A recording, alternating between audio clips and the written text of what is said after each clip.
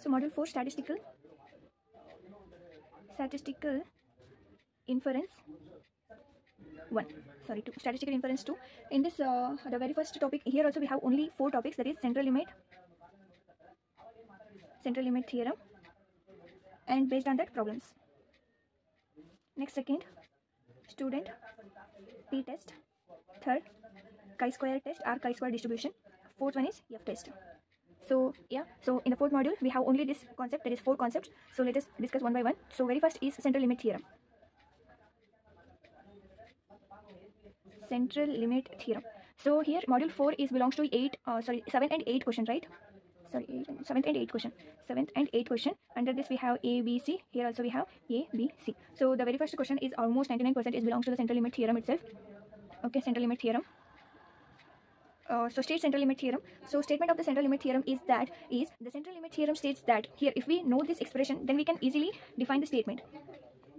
So statement is, if you know this expression, x bar is approximately, so x bar is nothing but sample mean, approximately follows the normal distribution with the mean mu and standard deviation sigma by root n. This itself is a statement for the central limit theorem. So yes, as I said, the statement states that the central limit theorem states that the sample mean x bar follows approximately the normal distribution with mean mu and standard deviation sigma by root n. Very easy, you can score 2 marks from this. And now I will do only the important questions only. So here I will write the very first question, and this is very important. So yeah.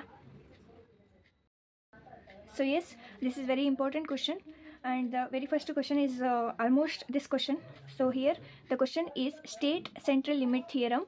Use the central limit theorem to evaluate the probability when x bar means sample mean, x bar is greater than the 50 and less than the 56, where x bar represents the mean of the random sample of size 100 from an infinite population with mean 53 and variance 400. Okay, so whenever they ask the central limit theorem, the formula is z is equals to x bar minus mu divided by sigma into root n. Okay, or else you can write this as z is equals to x bar minus mu divided by sigma by root n. This is one or the same, so you can use this one. So because handbook alli nimage ee formula nimage kottidare, hand ಬುಕ್ಕಲ್ಲಿ ಇದೆ. So central limit ಥಿಯರಮಿಗೆ ಇದನ್ನು ನೀವು use ಮಾಡ್ಕೋಬೋದು.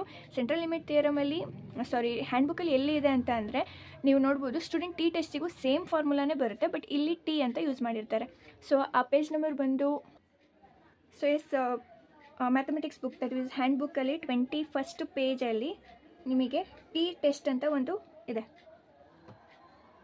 So I think ನಿಮಗೆ ಇದರಲ್ಲಿ ಕಾಣಿಸ್ತಿರ್ಬೋದು, T test ಅಂತ ಒಂದು formula ಇದೆ. ಈ ಫಾರ್ಮುಲಾನೇ ಇದು, ಬಟ್ ಇಲ್ಲಿ ಟಿ ಅಂತ ತೊಗೊಂಡಿದ್ದಾರೆ, ನಾವು ಝೆಡ್ ಅಂತ ತೊಗೋತಾ ಇದ್ದೀವಿ. This is nothing but the formula. So T is equals to ಅಂತ ಕೊಟ್ಟಿದ್ದಾರೆ, ನಾವು ಝೆಡ್ ಅಂತ ತೊಗೊಳ್ಳೋಣ. ನಮಗೆ ಈಗ ಸಾಲ್ವ್ ಮಾಡಬೇಕು. ಸೊ ಸೊಲ್ಯೂಷನನ್ನೇ ಹೆಂಗೆ ಸ್ಟಾರ್ಟ್ ಮಾಡ್ತೀರಾ ಅಂತಂದರೆ, ಈ ಫಾರ್ಮುಲಾನ ಫಸ್ಟ್ ಬರ್ಕೊಳ್ಳಿ. So formula is nothing but z is equals to x bar minus mu divided by sigma into root n. So ಈ ಫಾರ್ಮುಲಾ ಪ್ರಕಾರ ನನಗೆ ಏನೇನು ಇಲ್ಲಿ ಇನ್ಫಾರ್ಮೇಷನ್ ಕೊಟ್ಟಿದ್ದಾರೆ ಅಂತ ನೋಡ್ಕೋಬೇಕು. ಸೊ ಮ್ಯೂವನ್ನು ಕೊಟ್ಟಿದ್ದಾರೆ, ಎನ್ ಕೊಟ್ಟಿದ್ದಾರೆ ಆ್ಯಂಡ್ ಸಿಗ್ಮಾ ಕೊಟ್ಟಿದ್ದಾರೆ. ಸೊ ಎಕ್ಸ್ ಬಾರಿಗೆ 2 ವ್ಯಾಲ್ಯೂಸನ್ನು ಕೊಟ್ಟಿದ್ದಾರೆ, 50 ಆ್ಯಂಡ್ 56. ನಾವು ಫೈಂಡ್ ಮಾಡಬೇಕಾಗಿರೋದು ಪ್ರೊಬ್ಯಾಬಿಲಿಟಿಯನ್ನು ಫೈಂಡ್ ಔಟ್ ಮಾಡಬೇಕು. So first here you can see the random sample of size 100. ಸ್ಯಾಂಪಲ್ದು ಸೈಜ್ ಎಷ್ಟು ಕೊಟ್ಟಿದ್ದಾರೆ? 100. That is nothing but N, 100. Next, from an infinite population with mean ಏನು ಕೊಟ್ಟಿದ್ದಾರೆ? mu is equals to 53 and variance ಅನ್ನು ಕೊಟ್ಟಿದ್ದಾರೆ. variance is denoted as sigma square, but ನನಗೆ ಬೇಕಿರೋದು sigma. So ಸ್ಕ್ವೇರನ್ನು ರಿಮೂವ್ ಮಾಡಬೇಕಂದ್ರೆ ಏನು ಮಾಡ್ತೀರಾ? ರೂಟ್ ಆನ್ ಬೋತ್ ಸೈಡ್ ಮಾಡ್ತೀರಾ ಅಲ್ವಾ? So root sigma square is equals to root 400. So square root get cancel, therefore sigma is equals to 400. So ಇಲ್ಲಿಗೆ ಬೇಕಾಗಿರುವಂತಹ ಎಲ್ಲ ಇನ್ಫಾರ್ಮೇಷನ್ ಸಿಕ್ತು ನನಗೆ, ರೈಟ್. ಈಗ ಎಕ್ಸ್ ಬಾರು ನನಗೆ 2 ವ್ಯಾಲ್ಯೂಸ್ ಇದೆ. ಸೊ ಏನು ಮಾಡ್ತೀರಾ ಅಂತಂದರೆ, ಒಂದೊಂದೇ ವ್ಯಾಲ್ಯೂಸನ್ನು 1 by 1 ತೊಗೋತೀರಾ. ಸೊ ಎಕ್ಸನ್ನು ಫಸ್ಟ್ 50 ತೊಗೊಳ್ಳೋಣ. So at X bar is equals to 50. ಆವಾಗ ಈ ಫಾರ್ಮುಲಾಗೆ ಹಾಕಿದ್ರೆ ಏನು ಬರುತ್ತೆ? So Z is equals to X bar ಪ್ಲಸ್ಸಲ್ಲಿ 50ನ ಹಾಕೋಣ.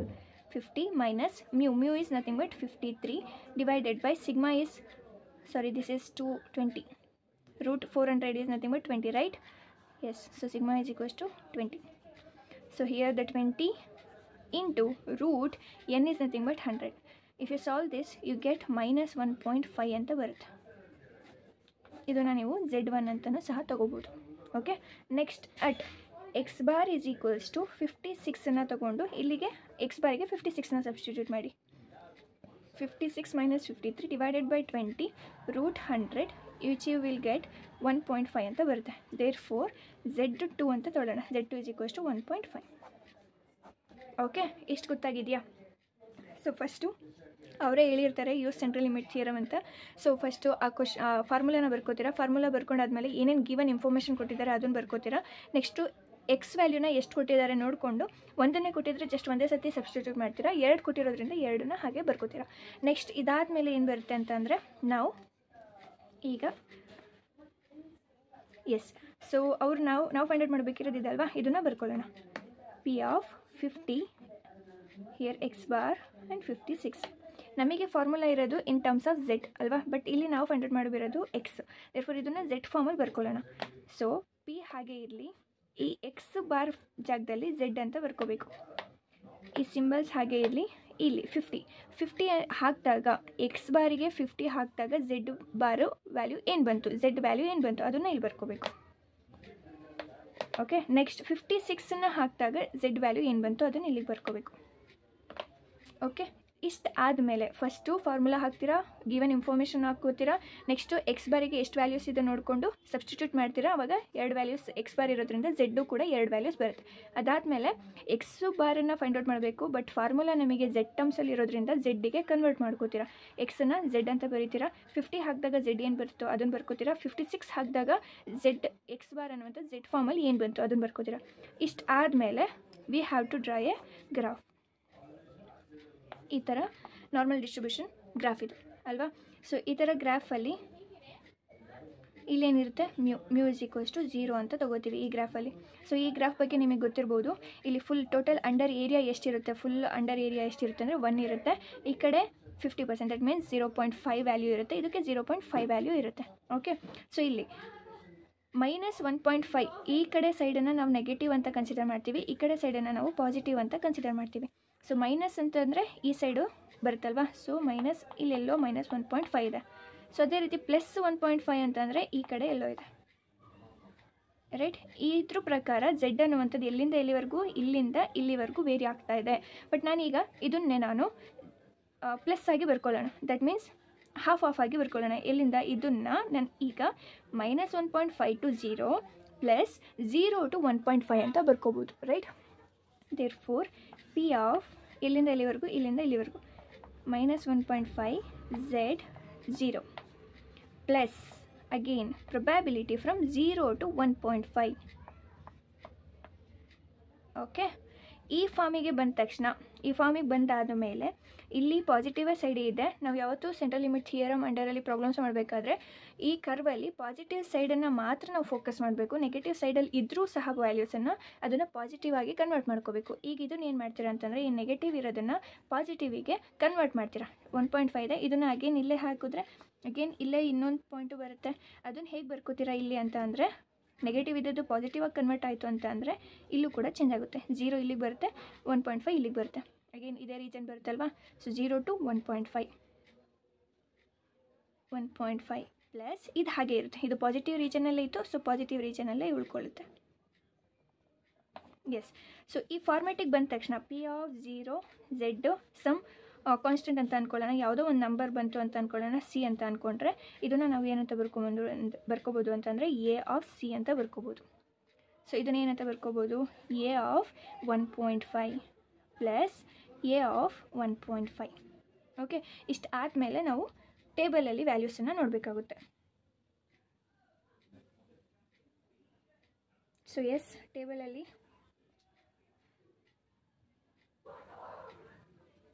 ಟೇಬಲಲ್ಲಿ 27th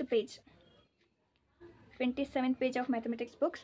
ಇದರಲ್ಲಿ ನೀವು ಅಬ್ಸರ್ವ್ ಮಾಡ್ಬೋದು, ಇಲ್ಲಿ 27th ಪೇಜಲ್ಲೇ ಇರುವಂತಹ ಗ್ರಾಫನ್ನು ತಗೋಬೇಕು. ಯಾಕಂದರೆ ನಾವು ಪಾಸಿಟಿವ್ ರೀಜನನ್ನು ಮಾತ್ರ ನೋಡ್ತಿದ್ದೀವಿ. ದೇರ್ಫೋರ್ ಇದನ್ನು ಮಾತ್ರ ಕನ್ಸಿಡರ್ ಮಾಡಬೇಕು. ನಮಗೆ ಬೇಕಿರೋದು 1.5 ಅಲ್ವಾ. ಸೊ 1.5 ಇಲ್ಲಿ ನೋಡಬೇಕು. ಝೆಡ್ ವ್ಯಾಲ್ಯೂ 1.5 ಎಲ್ಲಿದೆ, 1.5 ಹಿಯರ್. 1.5 ಆದಮೇಲೆ ಏನೂ ಇಲ್ಲ. ಸೊ ಇದನ್ನು ನೀವು 0 ಅಂಡರಲ್ಲಿ ನೋಡಬೇಕು. 1.5 ಅಂಡರ್ 0. ಇನ್ ಕೇಸ್ 1.53 ಅಂತ ಇರ್ತಿತ್ತಂತ ಅಂದ್ಕೊಳ್ಳಿ. ಸೊ ಅವಾಗ 1.5 ಅಂಡರ್ 3 ಅಂತ ನೋಡಬೇಕಿತ್ತು, ಇದಾಗ್ತಿತ್ತು. ಈಗ ಜಸ್ಟ್ 1.5 ಆಗಿರೋದ್ರಿಂದ ನೀವೇನು ಮಾಡ್ತೀರಾ, 1.5 ಅಂಡರ್ 0. ಸೊ ಏನು ವ್ಯಾಲ್ಯೂಸ್, 0.4332 0.4332 ಪ್ಲಸ್ ಇದು ಸೇಮ್ ಇದೆ, therefore 0.4332. ಇವೆರಡನ್ನ ಆ್ಯಡ್ ಮಾಡಿದಾಗ ಏನು ಆನ್ಸರ್ ಬರುತ್ತೋ ಅದನ್ನು ನೀವು ಬರ್ಕೋಬೇಕು. ಸೊ 0.8664. ಸೊ ಈ ಕ್ವಶನ್ ಇಂಪಾರ್ಟೆಂಟ್ ಆಗಿದೆ. ಇದನ್ನು ಸೆಂಟ್ರಲ್ ಲಿಮಿಟ್ ಥಿಯರಮಲ್ಲಿ ಸ್ಟೇಟ್ಮೆಂಟು ವಿತ್ ದಿಸ್ ಇದು ಪ್ರಾಬ್ಲಮನ್ನು ನೋಡ್ಕೊಳ್ಳಿ. ಸೊ ಅಗೇನ್ ಇನ್ನೊಂದ್ಸತಿ ಹೇಳೋದಾದರೆ ಸೆಂಟ್ರಲ್ ಲಿಮಿಟ್ ಥಿಯರಮ್ ಈ ಒಂದು ಎಕ್ಸ್ಪ್ರೆಷನ್ ನಿಮಗೆ ಅರ್ಥ ಆಗಿದ್ರೆ ಅಥವಾ ಈ ಎಕ್ಸ್ಪ್ರೆಷನ್ ನೆನಪಿದ್ರೆ ಆರಾಮಾಗಿ ಇದನ್ನು ಸ್ಟೇಟ್ ಮಾಡ್ಬೋದು. So X bar is nothing but sample mean is approximately follows the normal distribution with the mean mu and standard deviation sigma by root N. ಇದನ್ನು ಸ್ಟೇಟ್ಮೆಂಟ್ ಕೇಳ್ತಾರೆ. ಸ್ಟೇಟ್ಮೆಂಟ್ ಜೊತೆಗೆ ಒಂದು ಪ್ರಾಬ್ಲಮ್ ಸಹ ಕೇಳ್ತಾರೆ. ಇಲ್ಲಿ ನೋಡ್ಬೋದು, state central limit theorem, use the theorem to evaluate the probability of this and ಇದ್ರ ಜೊತೆಗೆ ಗಿವನ್ ಇನ್ಫಾರ್ಮೇಷನ್ಸ್ ಕೊಟ್ಟಿದ್ದಾರೆ. ಸೊ ಸೆಂಟ್ರಲ್ ಲಿಮಿಟ್ ಥಿಯರಮ್ ಬಗ್ಗೆ ಕೇಳ್ತಾ ಇದ್ದಾರೆ ಅಂತಂದರೆ of course the formula is z is equals to x bar minus mu divided by sigma into root n. So ಇದು ಫಾರ್ಮುಲಾವನ್ನು ಬರ್ಕೊಳ್ಳಿ first step. Second step ಏನು ಮಾಡ್ತೀರಾ ಅಂತಂದರೆ ಇಲ್ಲಿ ಗಿವನ್ ಇನ್ಫಾರ್ಮೇಷನ್ ಏನೇನು ಕೊಟ್ಟಿದ್ದಾರೆ ಅಂತ ಬರ್ಕೋತೀರಾ. ಸ್ಯಾಂಪಲ್ ಸೈಜ್ ಅಂತಂದರೆ ಅಫ್ಕೋರ್ಸ್ n, ನೆಕ್ಸ್ಟ್ ಮೀನ್ ಅಂತಂದರೆ ಮ್ಯೂ, ನೆಕ್ಸ್ಟ್ ಇನ್ ಕೇಸ್ ಇಲ್ಲಿ ಸ್ಟ್ಯಾಂಡರ್ಡ್ ಡಿವಿಯೇಷನ್ ಅಂತ ಕೊಟ್ಟಿದ್ರೆ ಡೈರೆಕ್ಟಾಗಿ ಸಿಗ್ಮಾ ಅಂತ ತಗೋತಿದ್ರಿ. ಬಟ್ ವೇರಿಯನ್ಸ್ ಕೊಟ್ಟಿರೋದ್ರಿಂದ sigma square is equals to 400. So 400 ಅಂತ ಬರ್ಕೋತೀರಾ. ಬಟ್ ನನಗೆ ಬೇಕಿರೋದು ಸಿಗ್ಮಾ, ದೇರ್ಫೋರ್ ರೂಟನ್ನು ಅಪ್ಲೈ ಮಾಡ್ತೀರಾ ಎರಡು ಕಡೆ, ಅದನ್ನು ಬರ್ಕೋತೀರಾ. ಈಗ ನಾನು ಎಕ್ಸ್ ಬಾರ್ ವ್ಯಾಲ್ಯೂಸನ್ನು ಅಪ್ಲೈ ಮಾಡಬೇಕು. ಬಟ್ ಇಲ್ಲಿ 2 ವ್ಯಾಲ್ಯೂಸ್ ಕೊಟ್ಟಿರೋದ್ರಿಂದ 1 by 1 ಅಪ್ಲೈ ಮಾಡ್ತೀರಾ. ಒಂದು ಸತಿ 15 ಅಪ್ಲೈ ಮಾಡ್ತೀರಾ, ಒಂದು ವ್ಯಾಲ್ಯೂ ಬರುತ್ತೆ ಝೆಡ್ಗೆ. ಇನ್ನೊಂದು ಸತಿ 56 ಅಪ್ಲೈ ಮಾಡ್ತೀರಾ, ಅವಾಗ ಒಂದು ವ್ಯಾಲ್ಯೂ ಬರುತ್ತೆ. ಓಕೆ, ಆಫ್ಟರ್ ದಿಸ್ ಇಷ್ಟಾದಮೇಲೆ ಅವ್ರು ಏನು ಕೇಳಿದ್ದಾರೆ, ಪ್ರೊಬಾಬಿಲಿಟಿ ಆಫ್ ದಿಸ್ ಅಂತ ಕೇಳಿದ್ದಾರೆ. ಸೊ ಪ್ರೊಬಾಬಿಲಿಟಿ ಆಫ್ ಇದನ್ನು ಬರ್ಕೋತೀರಾ. ನಾನು ಕಂಡುಹಿಡಿಬೇಕಾಗಿರೋದು ಎಕ್ಸ್ ಬಾರಿಗೆ, ಬಟ್ ನನ್ನ ಹತ್ರ ಇರೋ formula Z. So X bar ಜಾಗದಲ್ಲಿ ಝೆಡ್ ಅಂತ ಬರ್ಕೋತೀರಾ.